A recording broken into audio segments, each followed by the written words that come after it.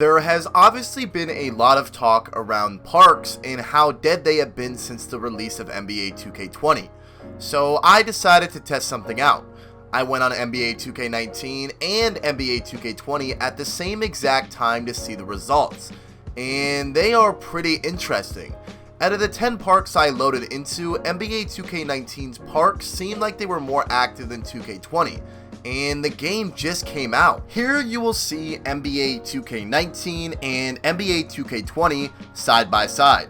I know it's hard to see the difference between the two because we all know they didn't change a single thing, but that's besides the point of this video. If you pay attention to both of these videos on your screen, you will see that 2K19 seems to have more people in the park. And like I mentioned, this was the case for most of the parks I decided to load into. This shouldn't be a thing at all. Now, I ran a total of 10 tests, and these tests were run at the same time. So they weren't run at different times, so it didn't affect that. And it was on a Friday night, so when the game probably sees its most active users. NBA 2K20 has been out for about a month, so this shouldn't even be close. The park should be packed with people excited to play the game, but that doesn't seem to be the case. A lot of waiting around and a lot of games just not being played, which is surprising considering they decreased the Pro-Am rep, so you'd think more people would go back to their roots and play Park. Now, I do understand a lot of people are more than likely playing Pro-Am, Rec, or other game modes. That still really isn't an excuse for NBA 2K19's Park being more full than NBA 2K20's Park, because obviously we know NBA 2K20 is the current 2K being played, therefore it's obviously more relevant than 2K19. It just doesn't really make sense. Now, there could be a lot of reasons to as why people aren't playing 2K20 and instead playing NBA 2K19. It could be as simple as people just not having the game yet. I mean, most 2K players are younger and probably don't have enough money to buy the game, so they have to wait until Christmas or whenever the game goes on sale. I'm assuming that's the main reason why people are still on 2K19. On the other hand though, it could be due to the fact that people just don't like NBA 2K20. I mean, it hasn't been the best since launch, and that's being nice. And even if they haven't played the game, they probably heard all of the terrible reviews about the game and don't intend on getting it.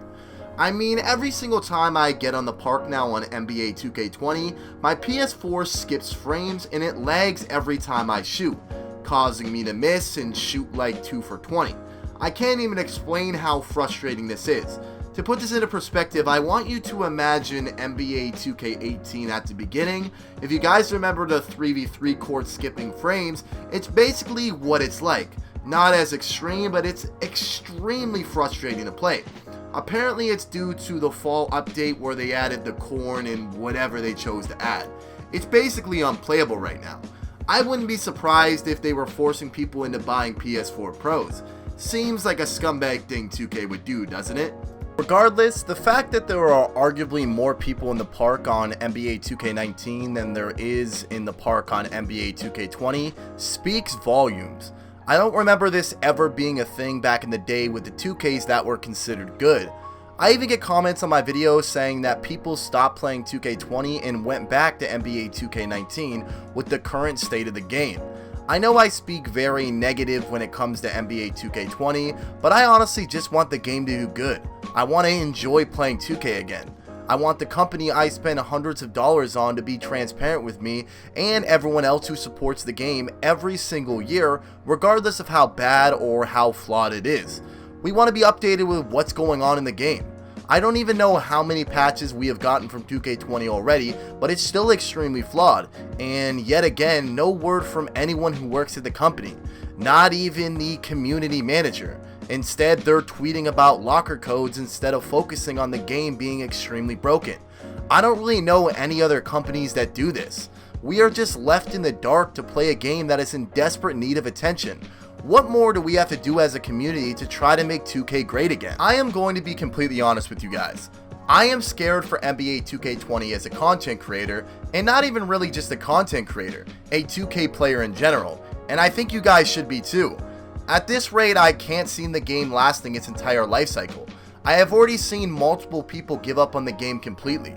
Sometimes I do think I'm being too hard on the game and its developers, but then I remember no other video game community would be okay with this.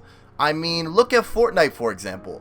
They outrage and voice their, negative opinions all the time when they feel the game isn't right.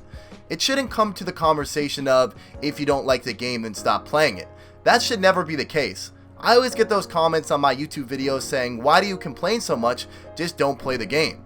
Well, the thing is, I enjoy playing 2K. It shouldn't be a matter of us not wanting to be playing the game, it should be a matter of 2K improving on it and making it a better game. We pay for it every single year. We shouldn't be forced to stop playing something we enjoy. Now, I understand we obviously have a choice, but like I said, that should never be the case.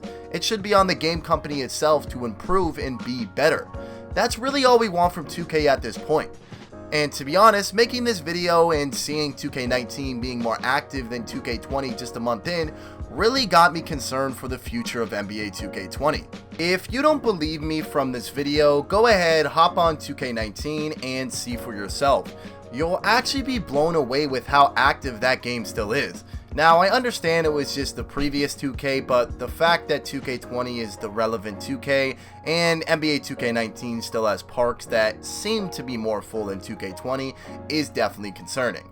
Now, with that being said, that is going to bring this video to an end, but I have a couple questions for you guys. Do you guys think NBA 2K20 is going to last its entire life cycle with the way it is right now, assuming they don't improve on anything? And how do you guys feel about NBA 2K20 so far? Do you guys like it, not like it? Give me your opinions in the comments section below.